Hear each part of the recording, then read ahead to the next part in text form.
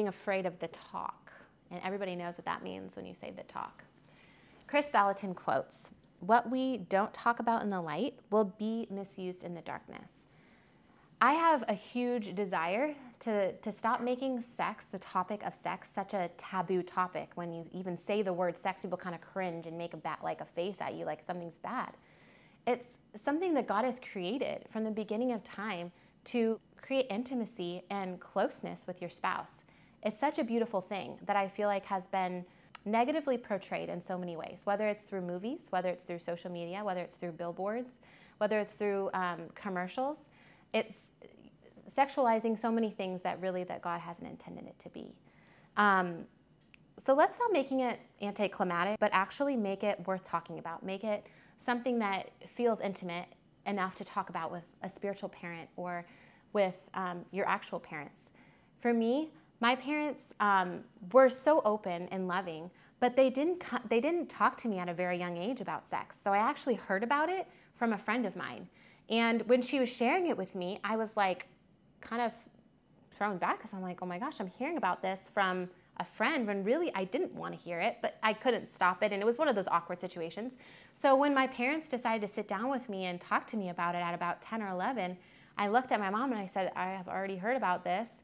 And as a parent, I can't imagine how that would feel. That would feel pretty heart-throbbing, at least for me, knowing my kids had already heard about it without me sharing. And so for me, what I want to create in families is create an openness, create a culture of openness and safety where kids can go to their parents and ask questions or go to their spiritual parents and ask questions. If I created a home now with my kids that was safe for them to come to me, then it would create a place where kids or my kids feel comfortable. They feel willing to come and ask me questions, whether it's about sex or life or relationships. It doesn't matter what it is. What if you don't talk about sex? Well, it could cause your kids to go somewhere else, go to maybe places you don't want them to ask questions at. Or at the other end, they could hide or feel shameful about the things that they hear at school. So it's not just about one talk, it's about continual conversations, continual questions. And so if you're feeling like you haven't actually had a healthy view of what marriage and covenant and sex looks like, find people in your life that you can talk to, whether that's your spiritual parents or maybe people that are just a little bit older than you that you trust completely, like youth group leaders or those type of things.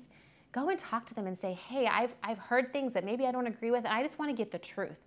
I want to hear about how God sees marriage, how God sees sex, how God sees intimacy. And you'll just see how God just restores that for you.